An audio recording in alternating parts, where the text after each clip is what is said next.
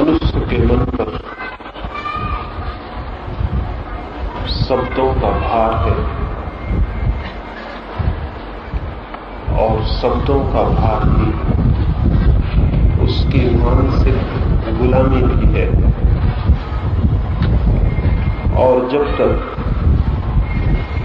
शब्दों की दीवालों को तोड़ने में कोई समर्थ न हो, तब तक वह सत्य को भी न जान सकेगा,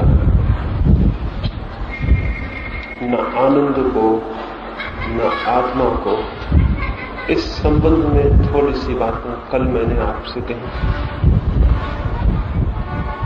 सत्य की खोज में, और सत्य की खोज ही जीवन की खोज है, स्वतंत्रता सबसे पहली शर्त है। जिसका मन गुलाम है वो और कहीं भला पहुंच जाए, परमात्मा तक पहुंचने की उसकी कोई संभावना नहीं।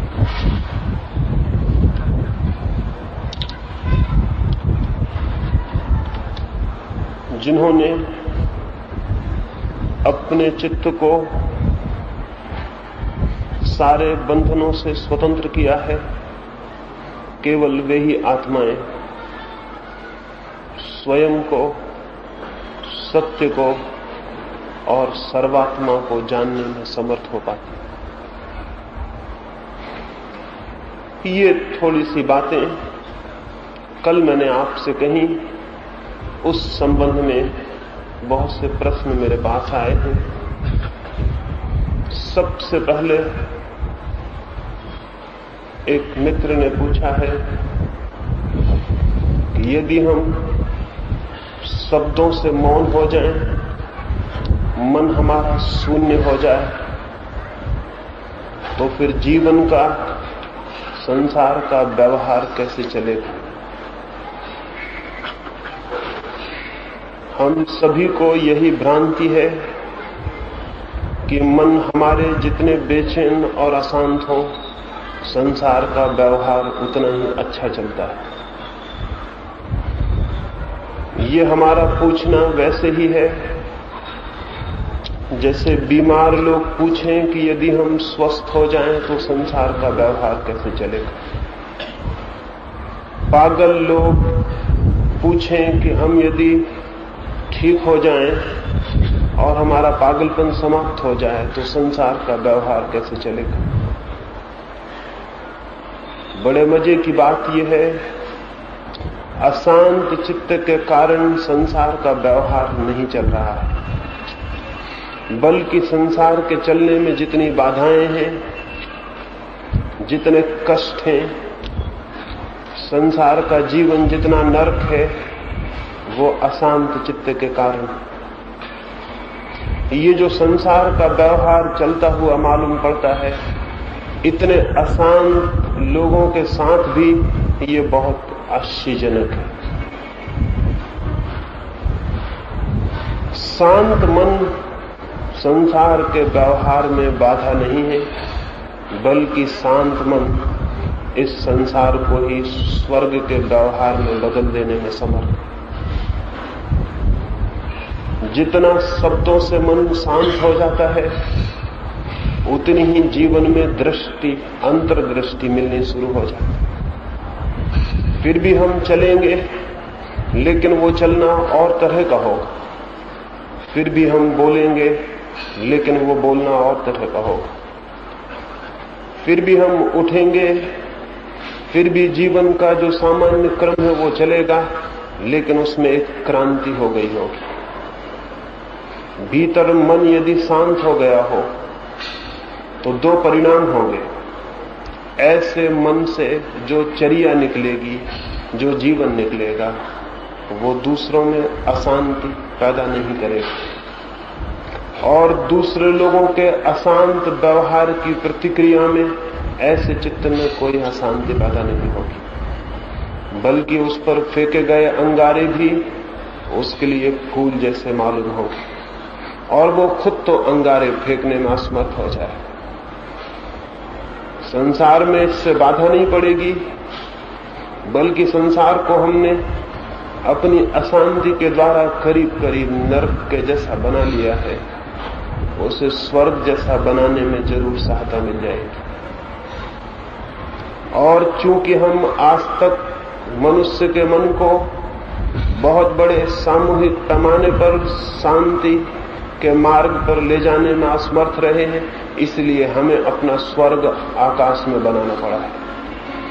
ये जमीन पर हमारे अशांत मन के कारण हमें स्वर्ग आसमान में बनाना पड़ा है। अगर मन शांत हो तो स्वर्ग को आकाश में बनाने की कोई जरूरत नहीं है, वो जमीन पर बन सकता है। स्वर्ग जब तक आकाश में रहेगा तब तक इस बात को भली भांति जानना चाहिए कि आदमी ठीक अर्थों में आदमी होने में समर्थ नहीं हो पाया।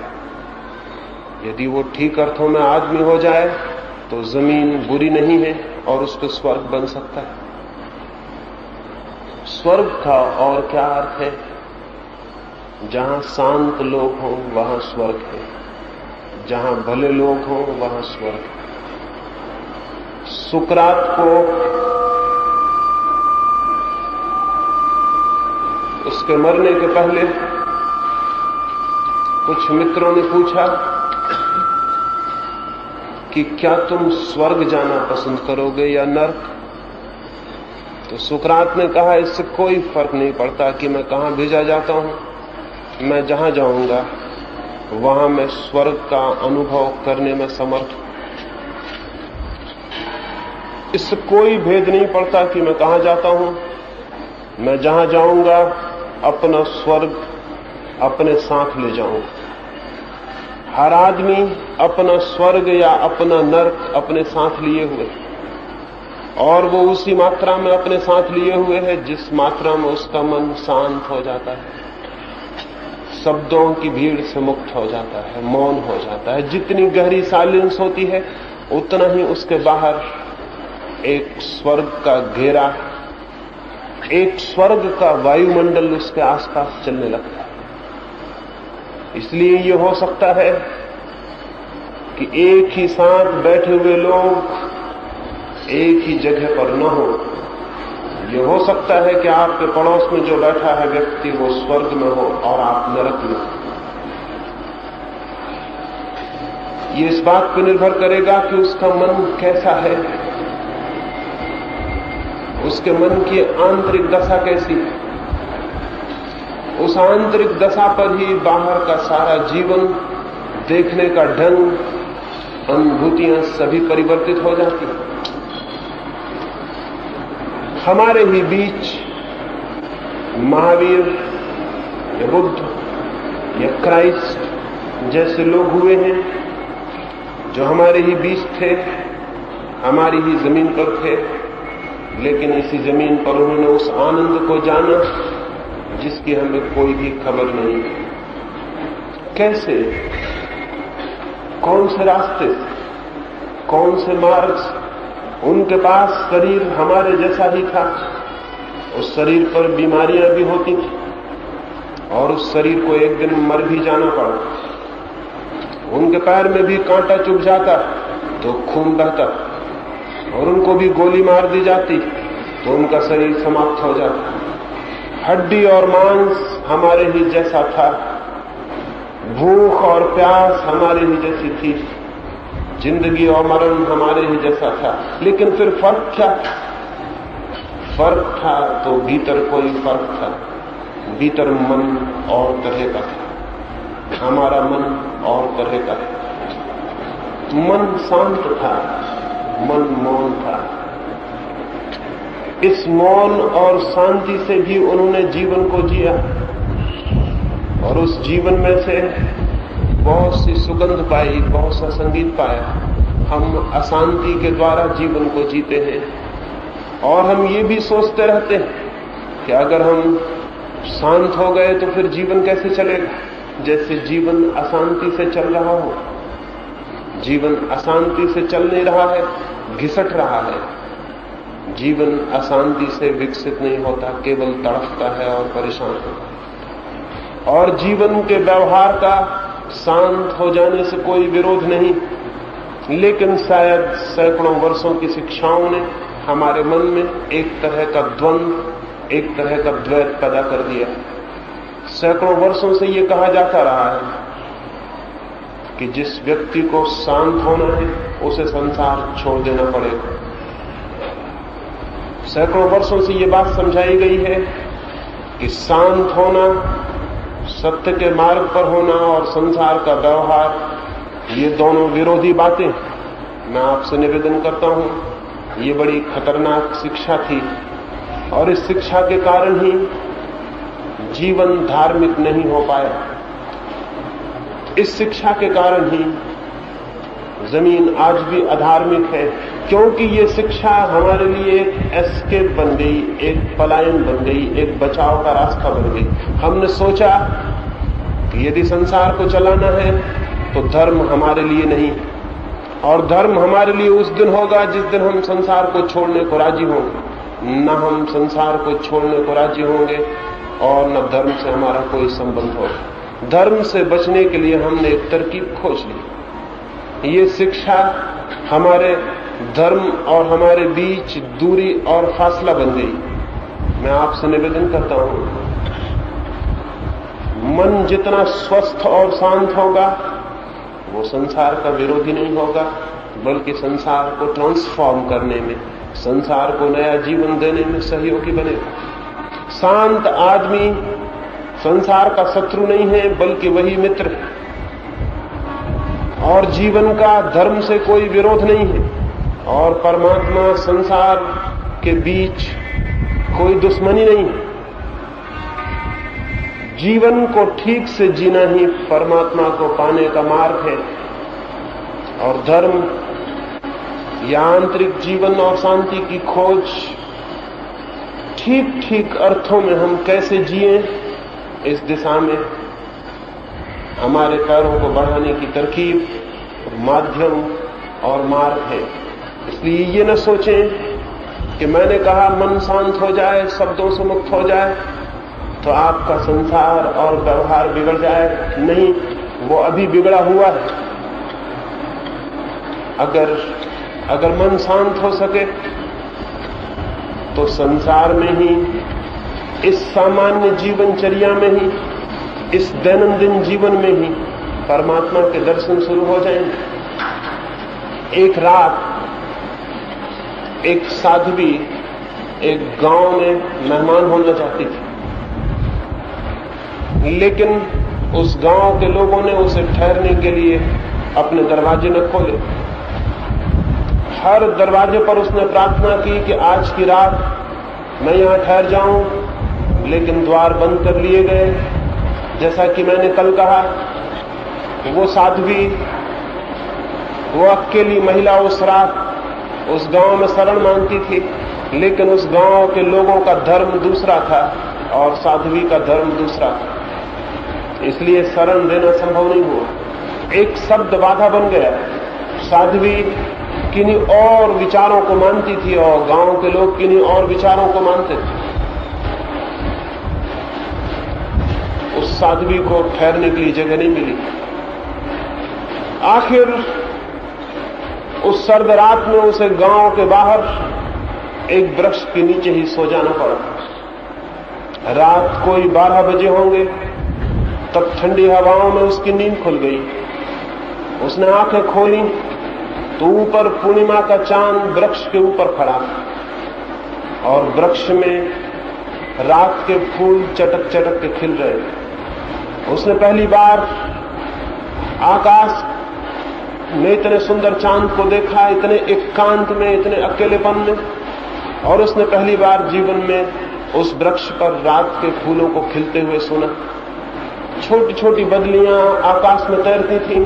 वो उठी और मौन उस रात के सौंदर्य को उसने जाना और पिया, और फिर आधी रात को ही वो गांव में वापस पहुंच गई और उसने उन लोगों के द्वार खटखटाए जिन्होंने सांझ उसे शरण देने से इनकार कर दिया। अंधेरी रात, आधी रात में वे घर के लोग उठे और उन्होंने पूछा, कैसे आई हो? हम तो सांझ को तुम्हें इनकार कर चुके। उस साध्वी ने कहा, मैं धन्यवाद देने आई, काश तुमने मुझे अपने घर में ठहरा लिया होता। तो आज रात मैंने जो सौंदर्य जाना वो मैं कभी भी न जान पाता। तो मैं तुम्हें धन्यवाद देने आई हूं कि तुमने मुझ पर कृपा की कि रात अपने घर में मुझे न ठहरने दिया। अन्यथा तुम्हारी दीवारें बहुत छोटी थीं और मैं उसमें मेहमान भी हो जाती तो आकाश को न देख पाती और उस चांद को न देख पाती और उन फूलों को न सुन पाती जो खिल रहे। तो मैं धन्यवाद देने आई हूं तुम्हारे पूरे गांव को। तुमने मुझ पर जो कृपा की है वो बहुत बड़ी। ये साध्वी के ये प्रतिक्रिया आप में होती, किसी दूसरे व्यक्ति में होती असंभव है। दूसरा व्यक्ति तो इतने क्रोध से भर जाता, इतने वैमनस्य से, इतनी घृणा से, इतने अपशब्दों से कि शायद उसे नींद भी ना आती, और इतने अपशब्दों और क्रोध से भरे होने के कारण उसे चांद भी दिखाई न पड़ता, और अपने भीतर इतने शोरगुल की वजह से उसे फूलों के खिलने की खबर भी न मिलती।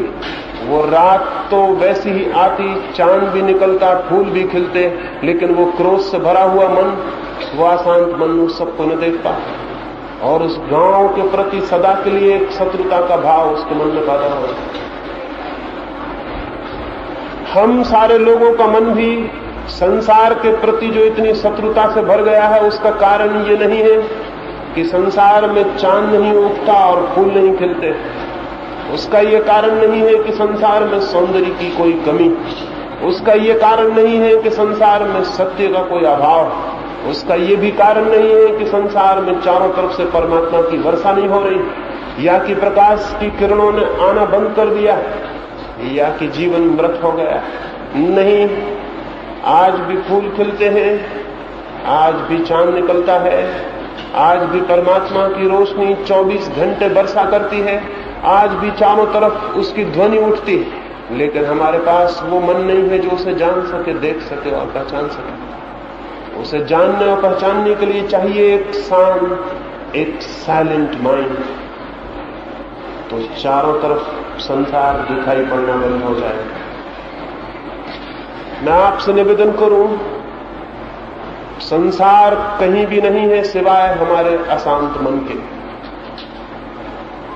संसार हमारे अशांत मन का प्रोजेक्शन, हमारे अशांत मन की प्रतिछाया है, और अगर हमारा मन शांत हो जाए तो संसार कहीं भी नहीं। फिर जो शेष रह जाता है वो परमात्मा है, संसार है। दो चीजें नहीं है, संसार और परमात्मा, ऐसी दो चीजें कहीं भी नहीं है।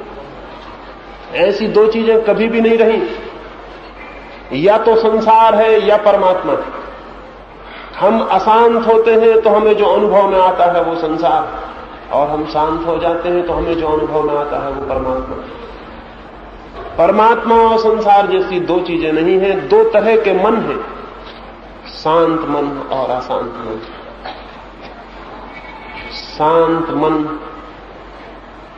न तो व्यवहार में बाधा है, न संसार में, बल्कि जैसे जैसे भीतर शांति गहरी होती चली जाती, बाहर सब कुछ परिवर्तित होने लगता है।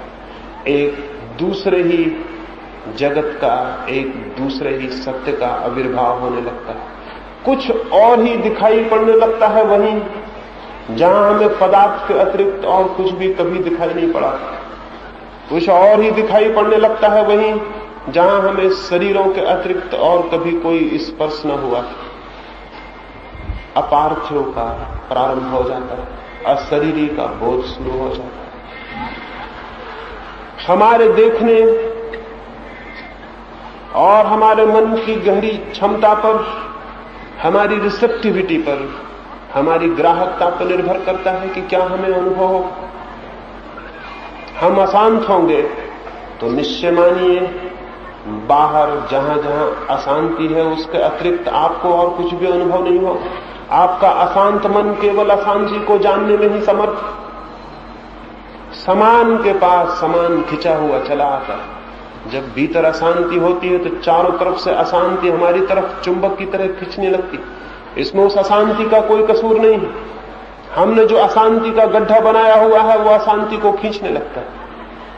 और जब हमारे भीतर शांति होती है तो चारों तरफ से शांति के झरने हमारी तरफ बहने शुरू हो जाते। इसलिए इस जमीन पर जो आदमी जैसा होता है वैसा ही अनुभव कर लेता है।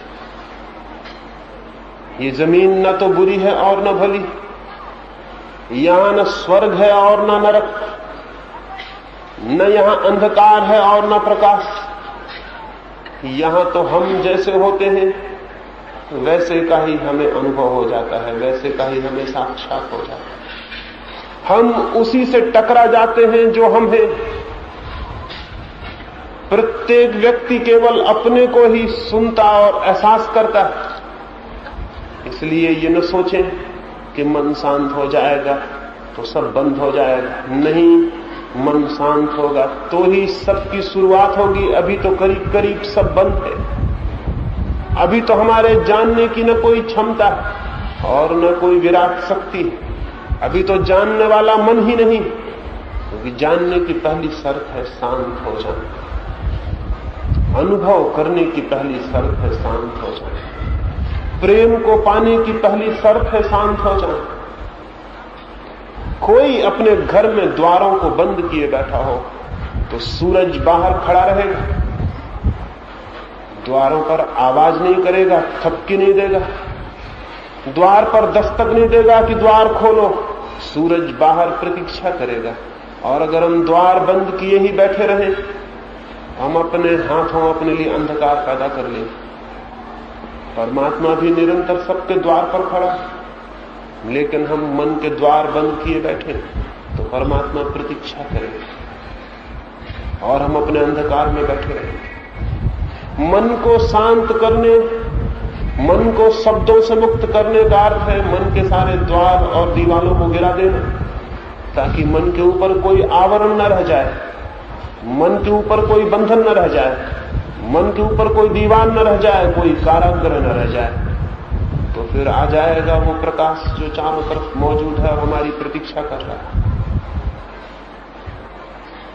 परमात्मा हमारे ऊपर हिंसा नहीं करना चाहता है, इसलिए बाहर दरवाजे पे प्रतीक्षा करता है कि हम अपने द्वार खोलें। लेकिन हम अपने द्वार ही न खोलें तो अंधकार में हम अपने हाथ से जीते। शांत मन का अर्थ है द्वार खोलना, शांत मन का अर्थ है दीवार को तोड़ना, शांत मन का अर्थ है असीम के साथ तालमेल, असीम के साथ संबंध को स्थापित करना। उससे संसार मिटेगा नहीं, बल्कि संसार ही स्वर्ग बन जाएगा। उससे जीवन के संबंध नष्ट नहीं होंगे। जैसा कि हमें सिखाया गया है, हमें सिखाया गया है कि जो परमात्मा का हो जाएगा वो पत्नी का नहीं रह जाएगा, वो व्यक्ति, वो अपने बच्चों का नहीं रह जाएगा, वो अपने घर का नहीं रह जाएगा, वो अपने संबंधियों का नहीं रह जाएगा। ये झूठ है, बात एकदम झूठ है। इससे ज्यादा झूठी बात कभी नहीं कही गई। सच्चाई उल्टी है। सच्चाई ये है कि उसके घर के लोग तो उसके होंगे ही, इस जमीन पर कोई न रह जाएगा जो उसके घर का बाहर का हो। सच्चाई ये है कि उसके संबंध तो जिनसे हैं उनसे होंगे ही, इस जगत में कोई न रह जाएगा जिससे उसके संबंध न रह जाए। उसका परिवार मिटेगा नहीं, बड़ा हो जाएगा। उसका प्रेम समाप्त नहीं होगा, विराट हो जाएगा। उसका छोटा सा घर नष्ट नहीं होगा, बल्कि उसके घर की सीमाएं बड़ी होती चली जाएंगी और जमीन पर कोई कोना ऐसा न होगा जिसे अपना घर जैसा मालूम न पड़े। ये बात झूठी है कि वो अपने घर से छोड़ देगा। सच बात यह है कि पूरी जमीन उसका घर हो जाएगी।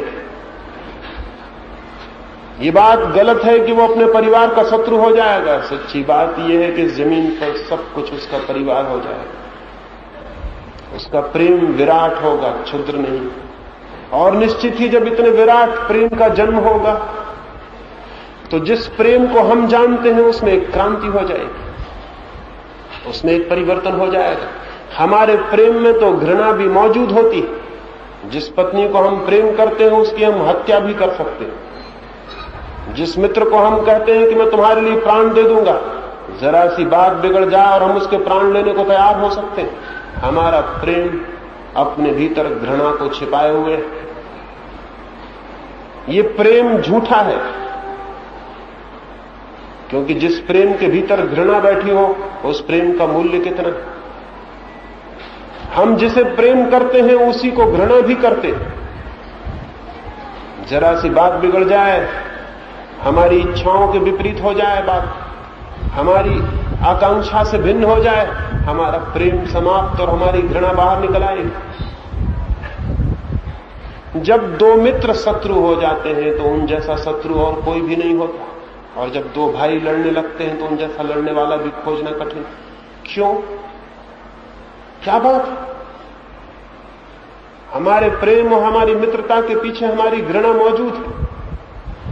जब कोई व्यक्ति शांत होता है तो प्रेम नष्ट नहीं होता, उसके भीतर से घृणा समाप्त हो जाती है,